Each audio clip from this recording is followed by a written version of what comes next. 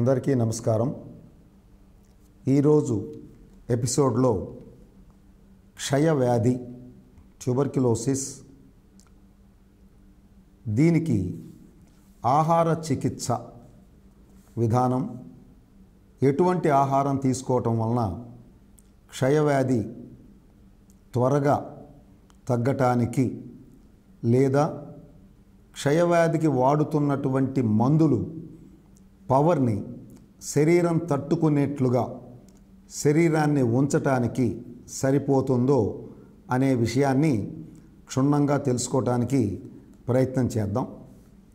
ముందుగా ట్యూబర్క్యులోసిస్ లేదా ఈ క్షయవ్యాధి అనేది మన భారతదేశంలో అతి ప్రాచీనమైనటువంటి అంటువ్యాధిగా నిర్ధారించారు.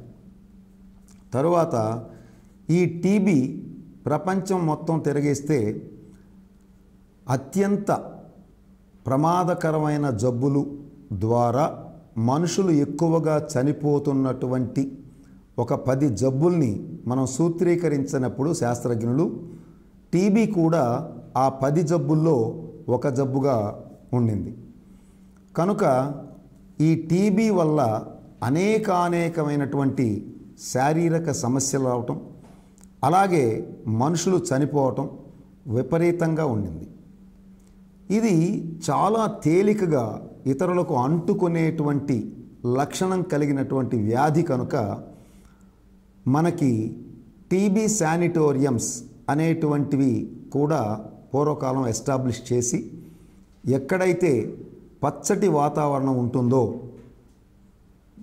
బహుదూరంగా మరి ఎటువంటి ఆవాసాలు లేనటువంటి ప్రదేశంలో ఒక హాస్పిటల్ని తయారు చేసి ప్రత్యేకంగా టీబీ పేషెంట్లను అక్కడ ఉంచి వాళ్ళకి సరైనటువంటి వైద్య విధానము, దాంతోపాటు ఆహార విధానం, ఇవి రెండూ కూడా ఏర్పాటు చేసి టీబీని తగ్గించటం అనేటువంటిది మన దేశ చరిత్రలో చాలా చోట్ల ఈ టీబీ శానిటోరియంస్ ఉన్నాయి. మనం అందరం కూడా చూసాం. అలాగే అసలు టీబీ గురించి ఒక విషయాన్ని మనం క్షుణ్ణంగా తెలుసుకోవాలి. ఇది తీవ్రమైనటువంటి అంటువ్యాధి. అలాగే ఇది ముందుగా లంగ్స్ అంటే ఊపిరితిత్తులని ఎఫెక్ట్ చేస్తుంది. ఆ తరువాత మిగతా శరీరంలో ఉన్న ఆల్మోస్ట్ అన్ని అవయవాలకి ఈ టీబీ సోకేటువంటి అవకాశం ఉంది అని పరిశోధన ద్వారా శాస్త్రజ్ఞులు తెలుసుకున్నారు. ఇలా ఊపిరితిత్తులకు సోకినటువంటి టీబీని పల్మోనరీ ట్యూబర్క్యులోసిస్ పీటీ అని కూడా వైద్య భాషలో వ్యవహరిస్తూ ఉంటారు. అలాగే ఇది పేగులకి ఇన్ఫెక్ట్ కావచ్చు, మెదడుకి ఇన్ఫెక్ట్ కావచ్చు, మెదడు చుట్టూ ఉన్న పొరలకి ఇన్ఫెక్ట్ కావచ్చు, ఎముకలకి జాయింట్స్కి ఇన్ఫెక్ట్ కావచ్చు, అలాగే లింఫ్ గ్లాండ్స్ అనేవి ఉన్నాయి మనకి, వాటికి ఎఫెక్ట్ కావచ్చు, చర్మానికి ఎఫెక్ట్ కావచ్చు. ఆల్మోస్ట్ అన్ని శారీరక భాగాలకు టీబీ సోకేటువంటి ప్రమాదం ఉంది అనేటువంటిది అనేక రీసెర్చెస్ ద్వారా వైద్యులు, శాస్త్రజ్ఞులు తెలుసుకోవడం జరిగింది. ఈ మధ్యకాలంలో అంటే 2015, 2016లో ఒక రికార్డ్స్ ప్రకారం ఒక ఎస్టిమేషన్ ఏంటంటే సుమారుగా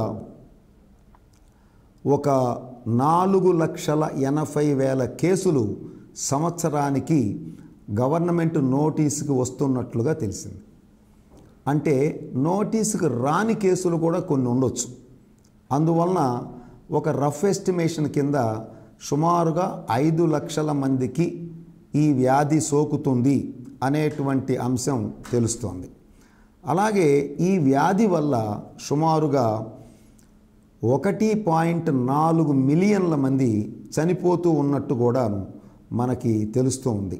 ఇవన్నీ కూడా ఈ ఇంటర్నేషనల్ కానండి లేదా నేషనల్ కానండి స్టాటిస్టిక్స్ ద్వారా మనకి తెలిసినటువంటివి. చిన్నపిల్లల్లో కూడా ఈ యొక్క జబ్బు, దీని యొక్క పర్యవసానాల ద్వారా అనేక సమస్యలు తలెత్తడం, వాళ్ళు చనిపోవటం కూడా జరుగుతుంది. సుమారుగా అదే 2015లో తక్కువలో తక్కువ వేసుకున్న ప్రపంచం మొత్తం మీద 1 మిలియన్ చిన్నపిల్లలకి ఈ వ్యాధి సోకినట్లుగా మనకి రికార్డుల ద్వారా తెలుస్తుంది. అలాగే ఈ టీబీ అనేటువంటిది మన దేశంలో మనం గమనించినప్పుడు ఎక్కువగా అతి తక్కువ అల్పాదాయ వర్గాలు అనొచ్చు, వాళ్ళకే ఎక్కువగా సోకుతుంది.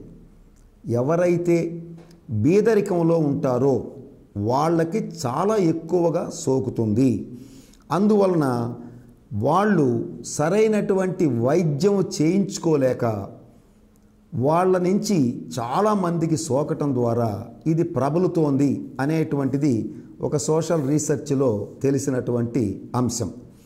అలాగే టీబీని సహజంగా 2 రకాలుగా వర్గీకరిస్తారు. ఒకటి పల్మోనరీ టీబీ అంటారు. ఎందువలనంటే సుమారుగా 100లో 75-80% వరకు ఈ టీబీలే ఉంటాయి. అంటే ఊపిరితిత్తులకు సోకినటువంటి వాళ్ళే ఎక్కువగా ఉంటారు. ఇక మిగతాది ఎక్స్ట్రా పల్మోనరీ టీబీ, అంటే ఊపిరితిత్తులకి కాకుండా ఇతర శరీర భాగాలకి సోకిన వాళ్ళ కింద తీసుకోవచ్చు. మరి ఇది ఇన్ఫెక్షన్ ద్వారా వస్తుంది, అంటే ఒక మనిషి నుంచి మరొక మనిషికి వస్తుంది. దీనికి పూర్వం డాక్టర్లు ఎలా చెప్పేవారంటే ఒక 4 అడుగుల దూరంలో ఎదురెదురుగా ఒక టీబీ పాజిటివ్ పేషెంటు ఒక మామూలు మనిషి కూర్చొని మాట్లాడి ముఖాముఖి అతను గనక 2-3 సార్లు దగ్గటం గనక జరిగితే మేబీ ప్రొటెక్టెడ్ కాఫ్, చేతికి ఏదన్నా లేకపోతే ఒక గుడ్డ అడ్డం పెట్టుకొని చేసినా లేదు లేకుండా చేసినా ఖచ్చితంగా 90% ఆ ఎదురుగా ఉన్న వ్యక్తికి టీబీ వచ్చే అవకాశం ఉంది అనేటువంటి అంశం కూడా వైద్యులు వైద్య పరిభాషలో తెలియజేయటం జరిగింది. అలాగే ఈ మధ్య కాలంలో చాలా చాలా బాధాకరమైనటువంటి అంశం ఏంటంటే ఈ టీబీలో రెసిస్టెంట్ టీబీ అనేది డెవలప్ అవుతున్నాయి. దీనికి మీకు తేలిగ్గా తెలుసుకోవటానికి ఒక చిన్న ఉదాహరణ చెప్తా. నా చిన్నతనంలో ఈ యొక్క డీడీటీ స్ప్రేయింగ్ చేసేవాళ్ళు, యాంటీ మలేరియల్ స్ప్రేయింగ్ అనేవాళ్ళు, మలేరియా రాకుండా దోమలు చనిపోవటానికి. అట్లా ఒకసారి స్ప్రే చేస్తే 15 రోజుల వరకు దోమ కనపడేది కాదు. నా స్వీయ అనుభవం చెప్తున్నా మీకు. అది ఇప్పుడు లేదు, గత 20-15 ఏళ్ళ నుంచి చూస్తుంటే ఈ వైపు మనం స్ప్రే చేస్తుంటే మిగతా 3 వైపులా దోమలు ఉంటాయి. ఆ వైపు వెళితే ఈ వైపుకి వస్తాయి, కానీ చావట్ల. వాటిల్లో కూడా రెసిస్టెన్స్ పెరిగింది. అది గ్రహించిన తర్వాత ఈ మెడికల్ అండ్ హెల్త్ డిపార్ట్మెంట్ వాళ్ళు ఆల్మోస్ట్ స్ప్రేయింగ్ని ఆపేసి కొంతకాలం ఫోకల్ స్ప్రేయింగ్ అని చేశారు. కరెక్ట్గా ఏ ఇంట్లో మలేరియా ఉంటే ఆ ఇంటి చుట్టుపక్కల ఉన్నటువంటి 5-6 ఇళ్ళకి స్ప్రేయింగ్ చేశారు ఆ ఇంటితో. తర్వాత అసలు ఇది మానేశారు. ఎందువలన అంటే ఎఫెక్టివ్గా లేదు, అనవసరంగా గవర్నమెంట్ ఖర్చు పెరగటమే తప్ప ఎటువంటి ఉపయోగం లేదని ఆ స్ప్రేయింగ్ మానేసి ప్రజల్ని ఎడ్యుకేట్ చేయటం అనేటువంటి దాన్ని కాస్త ఎక్కువగా చేయటం జరిగింది. కనుక ఈ యొక్క టీబీలో కూడా ఇప్పుడు మనం వాడుతున్నటువంటి మందులకి లొంగనటువంటి బ్యాక్టీరియా పెరుగుతూ ఉంది. ఇది మైకోబాక్టీరియం ట్యూబర్క్యులోసిస్ ఆర్ ట్యూబర్క్యులే అనేటువంటి నామంతో ఈ యొక్క బ్యాక్టీరియాని పిలుస్తారు. మైకోబాక్టీరియం ట్యూబర్క్యులోసిస్ లేదా ట్యూబర్క్యులే అంటారండి. ఈ బ్యాక్టీరియా సన్నగా పుడకల్లాగా ఉంటుంది. అంటే మనం ఒక అగ్గిపెట్టెని అట్లా విసిరేస్తే అవన్నీ ఎలా పడి ఉంటాయో అగ్గిపుల్లలు మనం మైక్రోస్కోప్లో చూసినప్పుడు అలా కనిపిస్తూ ఉంటాయి. స్ట్రాండ్ బ్యాసిల్లై అని కూడా అంటారు.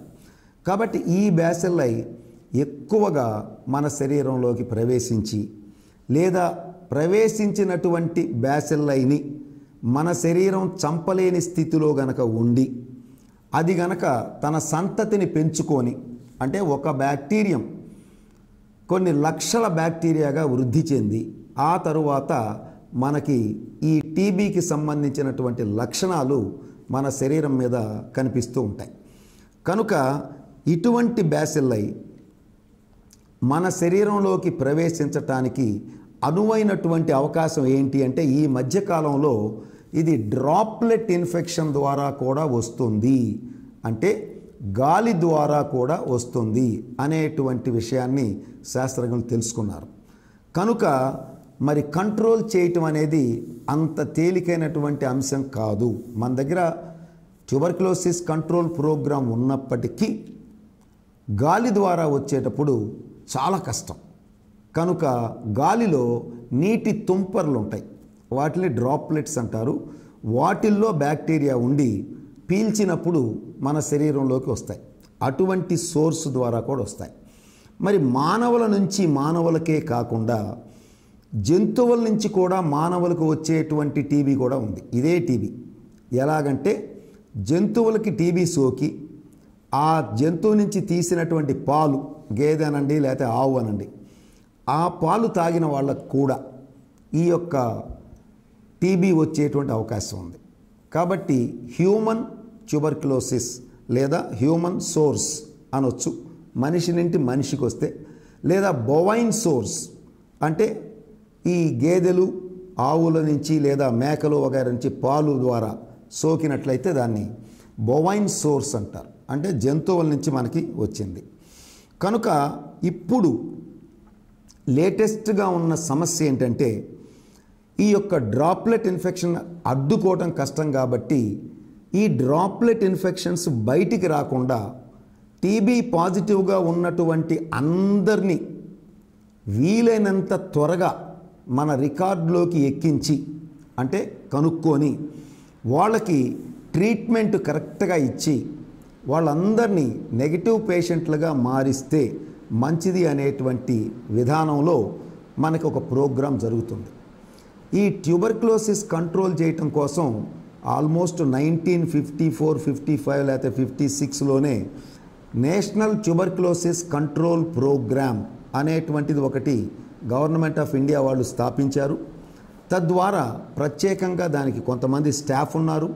ప్రతి ఇంటికి వెళ్ళి ఒక సర్వే రూపంలో ఎవరికైనా టీబీ లక్షణాలు ఉన్నాయా లేవా అనేటువంటి అంశాన్ని వాళ్ళు పరిశీలిస్తున్నారు. ఇంటింటికి వెళ్ళినప్పుడు వాళ్ళు ఏం చెప్తారంటే ఎవరికైనా 2 లేక 3 వారాల నుంచి దగ్గుండి కళ్ళ పడినా పడకపోయినా దగ్గు గనక తగ్గకుండా సాయంత్రానికి ఏదైనా కాస్త జ్వరం వచ్చినట్టు కానీ తలనొప్పిగా కానీ అలాంటి లక్షణాలు ఉన్నా వెంటనే మాకు చెప్పండి. వాళ్ళకి అన్ని రకాల పరీక్షలు చేసి టీబీ ఉందో లేదో నిర్ధారించి ఉంటే ఉచితంగా మీకు మందులు ఇస్తాం అనేటువంటి విధంగా ఈ ఆరోగ్య శాఖలో ఉన్న health assistants door to door వెళ్ళటం, అలాగే అక్కడక్కడ మీటింగ్స్ లాగా అరేంజ్ చేసి వాళ్ళకి తెలియజేయటం, హెల్త్ ఎడ్యుకేషన్ ప్రాపగాండా విపరీతంగా చేస్తూ వ్యాధి సోకిన వాళ్ళందరినీ రికార్డ్ చేస్తూ వాళ్ళందరికీ కూడా ట్రీట్మెంట్ ఇస్తూ బలమైనటువంటి ఆహారం కూడా తినండి అనేటువంటి విషయాలు చెప్తూ వాళ్ళు ప్రచారం చేసుకుంటూ ప్రోగ్రాం రన్ చేస్తున్నారు.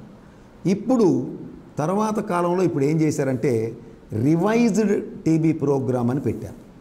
ఆల్మోస్ట్ మనకి 1962లో ఈ కంట్రోల్ ప్రోగ్రామ్ అనేది పెడితే 1993లో రివైజ్డ్ నేషనల్ ట్యూబర్క్యులోసిస్ కంట్రోల్ ప్రోగ్రామ్గా మార్చారు.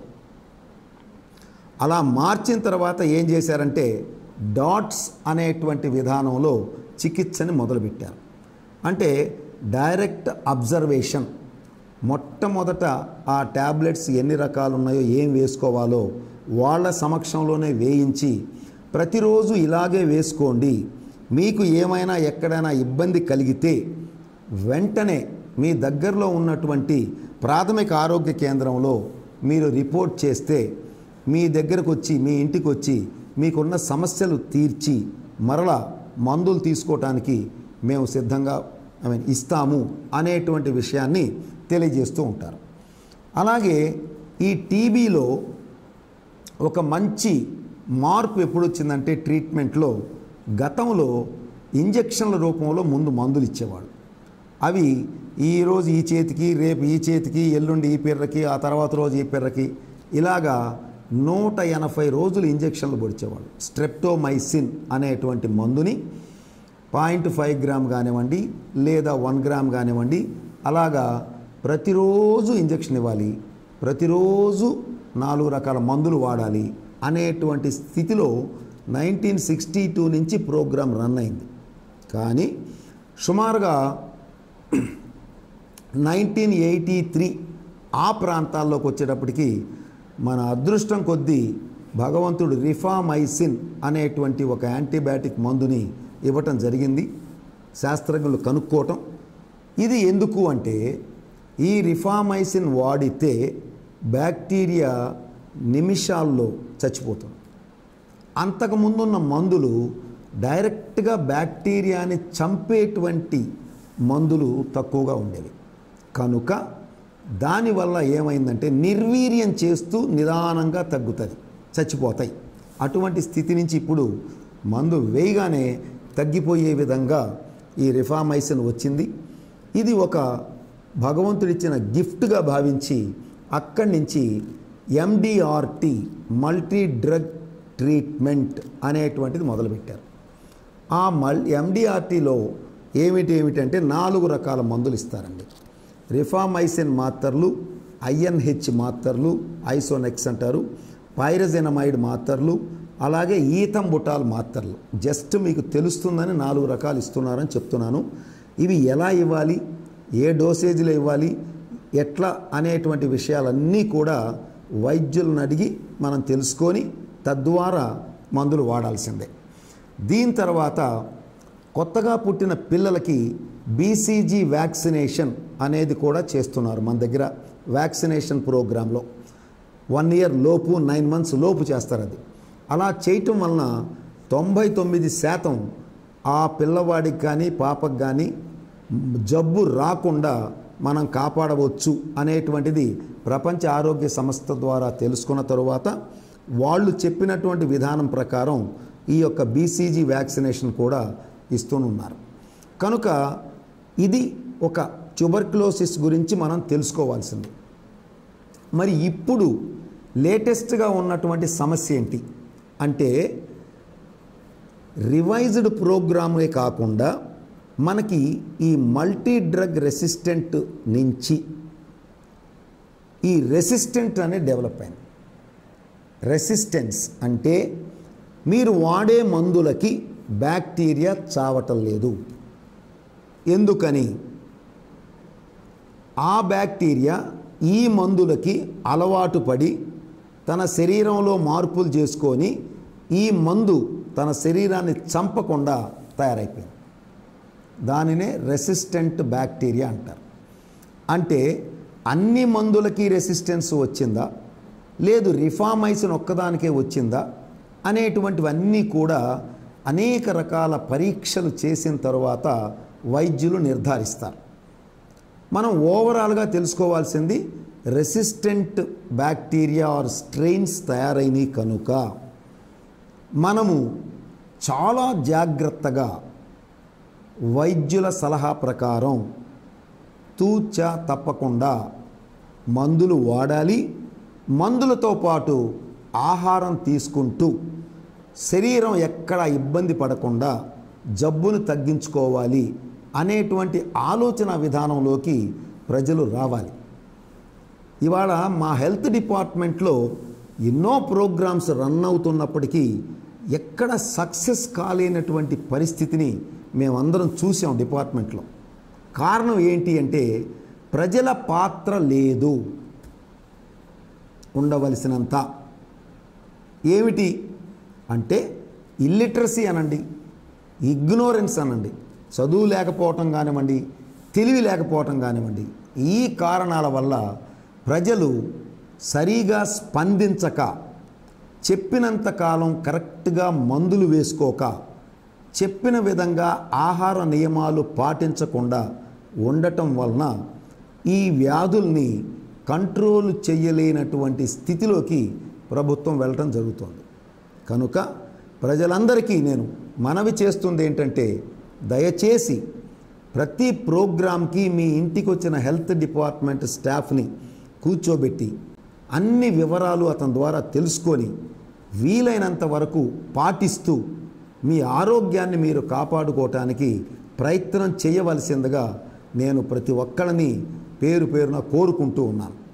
దయచేసి గ్రహించమని మనవి. ఇక తరువాత క్షయవ్యాధికి ఆహారం అత్యంత ముఖ్యమైనది. మందులు ఎంత ముఖ్యమో కుడి ఎడంగా ఆహారం కూడా అంతే ముఖ్యం. ఎందుకని దీనికి మరొక పేరు ఉందండి, వేస్టింగ్ డిసీజ్ అంటారు. ఈ వేస్టింగ్ డిసీజ్ అనే పేరు ఎందుకు వచ్చిందంటే బ్యాక్టీరియాకి ప్రోటీన్ కావాలి తన సంతతిని పెంచుకోవటానికి, తను బ్రతికుంటానికి. కాబట్టి మామూలుగా మనం తిన్న ఆహారంలో ఉన్న ప్రోటీన్ కొంతమేరకు తింటూ మన శరీరంలో ఉన్నటువంటి కండరాలను కూడా తినేస్తుంది. అలా తినేయటం వల్ల చాలామంది టీబీ పేషెంట్లు మీరు చూస్తే కొద్ది రోజులకి స్కెలిటన్ లాగా తయారవుతారు. ఎముకలన్నీ కనిపిస్తూ ఉంటాయి, బాగా పలచబడిపోయి ఉంటారు.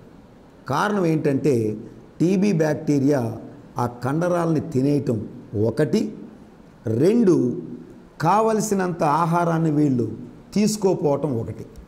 ఈ రెండు కారణాల వల్ల వాళ్ళ శరీరం బాగా పలచనబడిపోయి గ్రాడ్యువల్గా చనిపోయే దశకి వెళ్ళిపోతూ ఉన్నారు. కనుక మందులు ఎంత అవసరమో ఆహారము కూడా అంతే అవసరం. ఈ ఒక్క విషయాన్ని ప్రజలందరూ గ్రహించాలి. కనుక ఏమి ఆహారం తీసుకోవాలి అంటే హై ప్రోటీన్. మామూలుగా ఆరోగ్యవంతుడైనటువంటి వ్యక్తికి 1 కిలోగ్రామ్ బరువుకి 1 గ్రాము ప్రోటీన్ తింటే సరిపోతుంది. కానీ టీబీ పేషెంట్కి 1 కిలో బరువుకి 2 గ్రాముల ప్రోటీన్ తినాలి, లేదా కనీసం 1.5 గ్రాముల ప్రోటీన్ తినాలి. అలా తినకపోతే ఖచ్చితంగా ప్రోటీన్ సరిపోక బ్యాక్టీరియా తన శరీరంలో ఉన్న ప్రోటీన్ని తినేసి మనిషి రోజు రోజుకి చిక్కిపోతూ పలచబడిపోతూ చాలా ప్రమాదకరమైనటువంటి స్థితికి వెళ్ళి చనిపోయే అవకాశాలు ఎక్కువగా ఉన్నాయి. అలాగే high calorie diet. High calorie diet అంటే బాగా శక్తినిచ్చేటువంటి ఆహారం కూడా తీసుకోవాలి. అలా శక్తి ఇతను చేస్తున్న పనులకి, ఇతను తింటున్న మందుల యొక్క ప్రభావాన్ని శరీరం తట్టుకొని నిలబట్టడానికి అవసరం అవుతుంది. కనుక ఆ 2 పాయింట్లు పెట్టుకుంటూ వాటితో పాటు విటమిన్స్, మినరల్స్ సవ్యంగా అందేటువంటి ఆహారం తీసుకుంటూ రోజుకి కనీసం 2 లీటర్లు నీరు ఎక్కువగా తాగటం అనేది ఒక అలవాటుగా తను చేసుకోవాలి. కనుక ఇప్పుడు ప్రభుత్వం వాళ్ళు ఇస్తున్నటువంటి మందులు చాలా బ్రహ్మాండంగా పనిచేస్తాయి. వాటితో ఈ విధంగా మనం చెప్పినట్లుగా ఆహారం గనక తీసుకుంటే ఏ పేషెంట్ అయినా ఖచ్చితంగా 6 నెలలలోపు పాజిటివ్ స్థితి నుంచి నెగిటివ్ స్థితికి వచ్చేస్తాడు, సందేహం లేదు. కనుక మరి ప్రజలందరూ గుర్తించి ఈ విధంగా ఆహారం తీసుకుంటూ వారి యొక్క ఆరోగ్యాన్ని వారు కాపాడుకోవలసింది అని తెలియజేస్తూ ఉన్నాను. అలాగే ఫ్యాట్ కంటెంట్ మన శరీరంలో, మన ఆహారంలో ఈ కొవ్వు పదార్థాలు, నూనె పదార్థాలు కనీసం ఒక రోజుకి 30 గ్రాములు తగ్గకుండా 60 గ్రాముల వరకు తీసుకోవాలి. మనం ఫస్ట్లోనే చెప్పుకున్నాం, ఈ జబ్బు ఎక్కువగా అత్యంత బీద వాళ్ళకే వస్తూ ఉంది. ఎందుకంటే ఈ బీదరికంలో ఉన్న వాళ్ళకే ట్రాన్స్మిషన్ ఆఫ్ డిసీజెస్ ఈజీగా జరుగుతుంది. 2, బీదరికం వల్ల సరైనటువంటి పోషకాహారం తీసుకోని స్థితిలో అతని యొక్క రోగనిరోధక శక్తి కూడా తక్కువగా ఉంటుంది. ఈ కారణాల వల్ల అంటువ్యాధులు ఒకరి నుంచి మరొకరికి తేలికగా సరఫరా అవుతూ ఉంటాయి. అందువలన పూర్ లొకాలిటీసు, స్లమ్ లొకాలిటీస్లో గవర్నమెంట్ వారు ప్రత్యేకమైన శ్రద్ధతో వాళ్ళ స్టాఫ్ను పంపించి ఈ జబ్బుల నుంచి బయటపడటానికి ఇమ్యునైజేషన్ ప్రోగ్రామ్కి కరెక్ట్గా వచ్చి పిల్లలందరికీ ఇమ్యునైజేషన్ చేయించుకుంటే చాలా వరకు జబ్బులను కంట్రోల్ చేయొచ్చు అనేటువంటి విధంగా కూడా ప్రయత్నం చేయటం జరుగుతూ ఉంది. అలాగే మరి మినరల్స్లోకి వచ్చేలకే కాల్షియము, ఐరన్ చాలా ఎక్కువగా కావాలి. ఉంటే ఖచ్చితంగా శరీరంలో జరిగేటువంటి జీవరసాయనిక క్రియలు సవ్యంగా జరుగుతూ అలాగే శరీరానికి సరైన బలాన్ని ఇస్తూ ఉంటాయి. కనుక మరి ఈ మినరల్స్, కాల్షియం అయి కావాలి అంటే పాలు టీబీ పేషెంట్ ఎక్కువగా తాగాలి. ఎంతవరకు అండి? 1 లీటర్ వరకు తాగగలిగితే రోజుకి చాలా మంచిది. ఇన్ కేస్ బేదరికం అండి, అంత లేదు కానీ తప్పదు, కనీసం ఉదయం పూట 1/2 లీటరు, సాయంత్రం పూట 1/2 లీటరు తాగాలి. లేదు ఉదయం 1/4 లీటరు, సాయంత్రం 1/4 లీటరు అలాగైనా తాగాలి. అది తప్పదండి. తర్వాత ప్రోటీన్ ఎక్కువగా కావాలి కాబట్టి ఈ పాలు ఉపకరిస్తాయి. 2 లేక 3 ఉడకబెట్టిన కోడిగుడ్లు తినటం అనేది ఒక అలవాటుగా చేసుకోవాలి. ఉదయం పూట, మధ్యాహ్నం భోజనంలో, సాయంత్రం భోజనంలో. అలాగే మరి ప్రోటీన్ ఎక్కువగా కావాలి, విటమిన్స్ ఎక్కువగా కావాలి కనుక ఖచ్చితంగా వారంలో 4 రోజులు ఆకుకూరలు ఉండేట్లుగా తను ప్రయత్నం చేయటం ముఖ్యం, అత్యవసరం కూడా. కనుక పప్పు ధాన్యాలు, ఆకుకూరలు మనకు తెలుసు. ఆకుకూర పప్పు మినిమం 3 లేక 4 రోజులు అది ఉండి తీరాలి. దీంతోపాటు మరొక ముఖ్యంగా కోడి లివర్, అది ఒక్కటే ఒక 50 గ్రాములు ఉంటుందండి. ప్రతిరోజు ఒక కోడి లివర్, దాని గుండెకాయ కలిపిస్తారు. అది గనక తెచ్చుకొని కొద్దిగా ఉప్పు నీళ్ళల్లో ఉడకబెట్టి దాన్ని మీరు ఏ కూరతో తింటే ఆ కూరలో కలుపుకొని కనుక తినేస్తే ఖచ్చితంగా చాలా బాగా పనిచేస్తుంది. అంటే మంచి ప్రోటీన్ వస్తుంది, మినరల్స్ వస్తాయి, అలాగే విటమిన్స్ వస్తాయి, ఆరోగ్యం బ్రహ్మాండంగా ఉంటుంది. అలాగే ఉడకబెట్టిన కోడిగుడ్లు 3 మనం చెప్పాం. దాంతోపాటు మాంసాహారులైతే మాంసాహారం కావాలి. ఏమిటి మాంసాహారం అంటే ఎక్కువగా లివర్ ఉండేట్లుగా, లేదా ఆర్గన్ మీట్ అంటాం. ఆర్గన్ మీట్ అంటే శరీరంలో ఉండే ఆర్గన్స్, మూత్రపిండాలు, గుండె, ఊపిరితిత్తు, లివరు, ఇటువంటి అంశాలు ఎక్కువగా తీసుకోవడానికి ప్రయత్నం చేయాలి.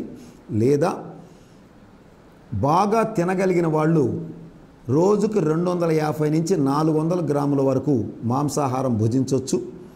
లేదు కనీసం రోజు 100 గ్రాములైన మాంసాహారం భుజిస్తే సరిపోతుంది. మందులు కరెక్ట్గా వేసుకుంటూ ఇది కరెక్ట్గా చేయాలి. దాంతోపాటు పూర్వకాలంలో, మరి ఇప్పుడు కూడా ఉందేమో, నీరా డ్రింక్ అని ఉందండి. ఈ యొక్క నేషనల్ ఇన్స్టిట్యూట్ ఆఫ్ న్యూట్రిషన్ వాళ్ళు చేసిన రీసెర్చ్లో తేలింది ఏంటంటే, ఈ నీరా డ్రింక్ అంటే కళ్ళు పులియక ముందు ఉండేది నీరా డ్రింక్ అంటాం. దీన్ని ఫ్రూట్ జ్యూస్ లేదా కొబ్బరి నీళ్ళు లేదా పామ్ ట్రీ వాటర్ కిందనే తీసుకోవచ్చు. నీరా ఇది కూడా రోజు ఒక 100 ml తాగగలిగితే చాలా అద్భుతంగా పనిచేస్తుంది అని మన న్యూట్రిషనల్ ఇన్స్టిట్యూట్ వాళ్ళు రీసెర్చ్ ద్వారా తెలుసుకోవడం జరిగింది. అది అవకాశం ఉన్నవాళ్ళు చేయొచ్చు, అవకాశం లేని వాళ్ళు చేయలేరు, మనం ఏం చేయలేం. అలాగే మరి టీబీ పేషెంట్లు ఎటువంటి ఇతర ఆహారాలు అంటే రాగి జావా రోజు 1/2 లీటర్ తాగొచ్చు. ఎప్పుడు, ఎలా? కొంతమంది ఏమంటారంటే, మాకు పని ఒత్తిడి ఎక్కువ ఉందండి, మీరు చెప్పినట్లుగా ఇవన్నీ తినాలి తాగాలంటే మాకు టైం కుదరదు అంటారు. అట్లా కాదండి. ఉదయం పూట మీరు తయారు చేసుకొని అవి మీతో పాటే తీసుకొని వెళ్ళి మీకు ఎప్పుడు కుదిరితే అప్పుడు తీసుకోవటానికి, తినటానికి ప్రయత్నం చేయాలి. అంతేగాని మీరు నెగిటివ్గా మా వల్ల కాదు అనేటువంటి అంశం రాకూడదు. ఎందువలన అంటే ఈ వాడకం, ఈ సమస్య అంతా కూడా మీ గురించే. తొందరగా పేషెంట్ కోలుకోవాలి, త్వరగా నెగిటివ్లోకి రావాలి, తన ద్వారా మరొకరికి జబ్బు రాకూడదు, తనకి తగ్గిపోవాలి. ఇది ప్రతి వ్యక్తి కూడా మనసులో పెట్టుకోవాలి. పేషెంట్ అయిన ప్రతి వ్యక్తి కూడా తన మనసులో పెట్టుకోవాల్సిన ఒకే ఒక అంశం, నా నుంచి ఇంకొకరికి ఈ జబ్బు రాకూడదు, నాకు త్వరగా తగ్గాలి అనేటువంటి అంశాన్ని మీరు పరిశీలించకుండా మరి అట్లా చేస్తే కుదరదు. అందుకని ఇంట్లో కూడా ఐసోలేషన్లో పెడతారు. ఈజీగా ఒకరి నుంచి ఒకరికి వ్యాపిస్తుంది కనుక ఒక సపరేట్ గదిలో ఒక సపరేట్ ప్లేటు, అతనికి సపరేట్గా భోజనం, ఒకే వ్యక్తి రోజు సప్లై చేయటం. చిన్నపిల్లల్ని అతనికి దగ్గరలోకి పంపకుండా జాగ్రత్తలు తీసుకోవటం, ఇటువంటి జాగ్రత్తలు కూడా తీసుకుంటూ ఉన్నారు. అలాగే మరి ఆహారంలో మరి వెజిటేరియన్స్ ఏంటి? నాన్ వెజిటేరియన్స్ మాంసాహారం, లివర్ అన్నీ బాగానే ఉన్నాయి. What about vegetarians? వెజిటేరియన్స్లోకి వచ్చేలాకే 1 వీక్ కందిపప్పు ఖచ్చితంగా ఉండాలి, అలాంగ్ విత్ లీఫీ వెజిటబుల్స్, ఆకుకూరలతో. 2 ఖచ్చితంగా ఉదయం కానీ సాయంత్రం కానీ 2 లేక 3 గారెలు పొట్టు మినపప్పు నానబెట్టి దాంతో తయారు చేసుకొని, లేదా పొట్టు పెసరపప్పు దాంతో తయారు చేసుకున్నటువంటి గారెలు 3 లేక 4 తీసుకోవాలి.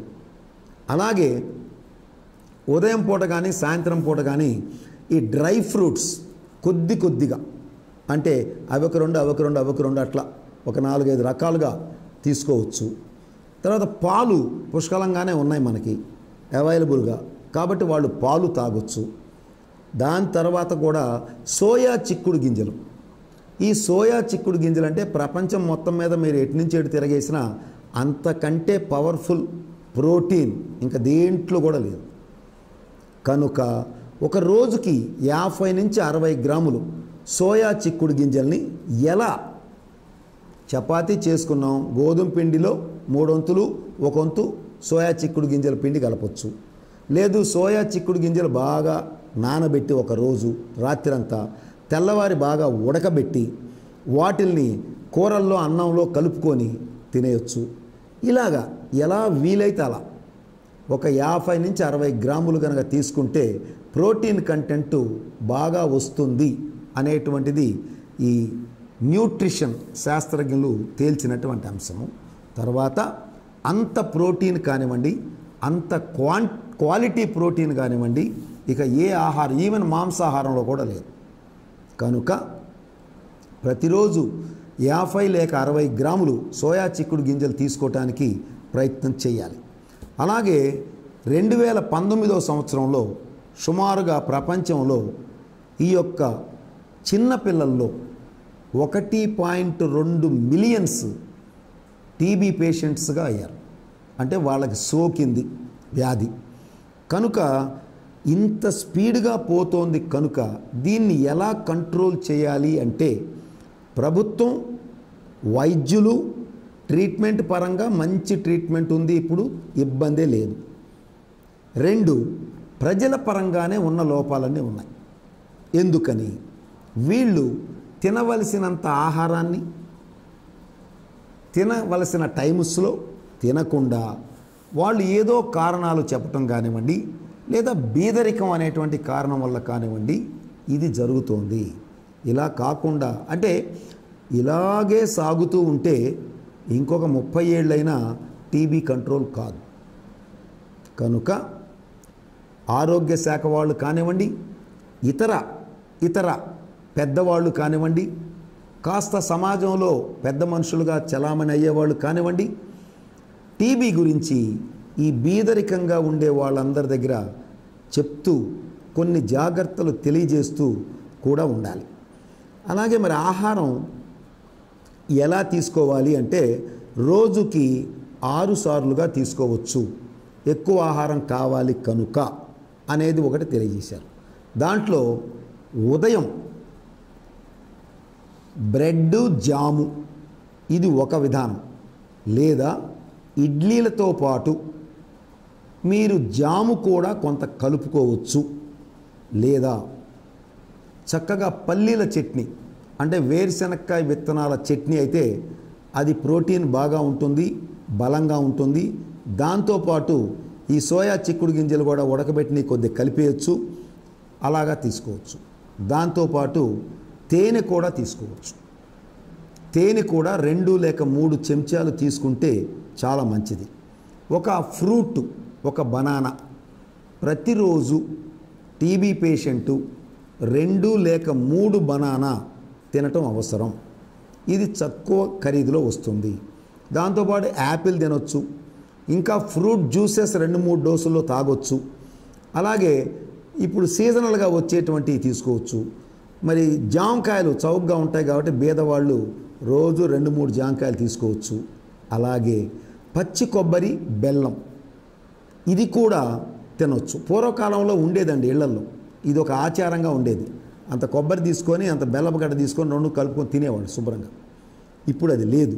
అలాగే వేరుశనక్కాయ ఉండలు, అవి ఉదయం 2, మధ్యాహ్నం 2, సాయంత్రం 2 తీసుకోవచ్చు. నువ్వుల ఉండలు అవి తీసుకోవచ్చు, లేదా చిక్కీస్ రూపంలో తీసుకోవచ్చు. ఇవన్నీ కూడా ప్రోటీను, క్యాలరీసు 2 కూడా సమంగా చాలా ఎక్కువగా ఇచ్చేటువంటి అవకాశం ఉంది కనుక అవి తీసుకోవాలి. అలాగే పాలు కనీసం 200 ml పాలు ఈ యొక్క ఉదయంలో. తర్వాత మిడ్ మార్నింగ్ అంటే సుమారుగా 9-10 మధ్యలో లేదా 10-10:30 టైంలో అప్పుడు ఏం తీసుకోవాలంటే 1 గ్లాసు పళ్ళ రసం తీసుకోవచ్చు. అలాగే 1 గ్లాసు రాగి జావ తాగొచ్చు, లేదా దాంట్లో హనీ కలుపుకొని. పళ్ళ రసంలో కొంత గ్లూకోజు కలపొచ్చండి, లేకపోతే పంచదార బదులు బెల్లం కలుపుకోవచ్చు. ఇప్పుడు బెల్లం పొడి కూడా మనకు అందుబాటులో ఉంది, అది కలుపుకొని తాగొచ్చు. తర్వాత మధ్యాహ్న భోజనం, లంచ్, దాంట్లో నార్త్ ఇండియన్స్ అయితే చపాతీలు కంపల్సరీగా ఉండాలి వాళ్ళకి.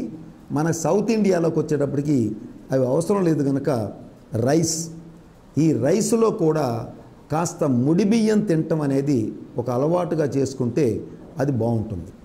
లేదా మనవాళ్ళు కూడా పుల్కాలు తినటం అనేది ఒక అలవాటు వచ్చింది కనుక ఒక 4 పుల్కాలు ఏ కర్రీ ఉంటే ఆ కర్రీతో తినేయచ్చు.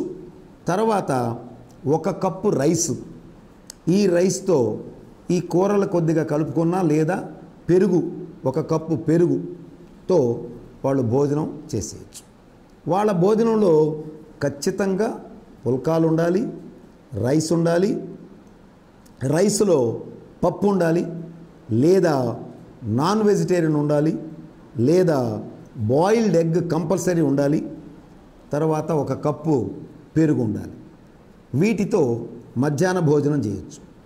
మిడ్ ఆఫ్టర్నూన్ దీని తర్వాత అంటే సుమారుగా 3:30-4 నుంచి 4:30 లోపు ఆ టైంలో సహజంగా చాలామంది కొద్దిగా స్నాక్స్ తినేటువంటి అలవాటు ఉంది. వాళ్ళు ఏం చేయొచ్చు అంటే స్టఫ్డ్ ఆమ్లెట్, సన్నగా తరిగిన ఆకుకూరలు కలిపినటువంటి ఒక ఆమ్లెట్ తినొచ్చు. దాంతో 1 కప్పు మిల్క్, ఆ మిల్క్లో హార్లిక్స్ జోడిస్తే ఇంకా బాగుంటుంది. లేదా సోయా చిక్కుడు గింజల పొడి, బాగా స్మూత్గా తయారైన పొడిని ఓ చెంచా కలుపుకొని కూడా ఆ పాలు తాగొచ్చు. అలాగే 1 కప్పు పాలు, దాంతోపాటు హార్లిక్స్ తీసుకుంటే మంచిది అని మనం అనుకుంటున్నాం. నెక్స్ట్ సాయంత్రం సుమారుగా 6:30-6 మధ్యలో అది ఈవినింగ్ స్నాక్స్ టైం లాగా పెట్టుకొని అక్కడ 1 గ్లాసు ఫ్రూట్ జ్యూస్ కానివ్వండి, లేకపోతే 1 మిల్క్ షేక్ కానివ్వండి. ఎందుకంటే కనీసం 1/2 లీటర్ పాలు అన్నామండి, అది ఇట్లా డివైడెడ్ డోసులో మిల్క్ షేక్ కానీ తీసుకోవచ్చు. దాని తర్వాత రాత్రి భోజనం కుడి ఎడంగా 4 పుల్కాలు, 1 కప్పు రైసు లేకపోయినా పర్వాలా, 4 పుల్కాలు తీసుకొని దాంతో ఏ కర్రీ ఉంటే ఆ కర్రీ 1/2 కిలో కర్రీ వరకు తినొచ్చు. దాంతోపాటు 1 కప్పు కర్డ్ తినొచ్చు, లేదా మజ్జిగ చేసుకొని 1/2 లీటర్ మజ్జిగ నిమ్మకాయ పిండుకొని తాగవచ్చు. కాబట్టి అలాగా రాత్రి భోజనాన్ని మనం ప్లాన్ చేసుకోవచ్చు. పడుకోవటం ఎర్లీగా పడుకుంటే ఓకే. ఇన్ కేస్ రాత్రి 9:30-10 తర్వాత పడుకున్నాడు అనుకోండి, ఇతను 8ంటికి భోజనం చేయమన్నాం, 8ంటికి అయిపోయిన తర్వాత 10 గంటలకి వేడివేడిగా 1 కప్పు పాలు తాగి పడుకుంటే అతనికి ఇంకా బాగుంటుంది. సో ఈ రకంగా ప్రోటీన్ బాగా ఎక్కువగా శక్తి బాగా ఎక్కువగా ఇవ్వటానికి క్యాలరీస్ ఎక్కువగా ఉండేటువంటి ఆహారాన్ని ప్రతి వాళ్ళు తీసుకోవాలి.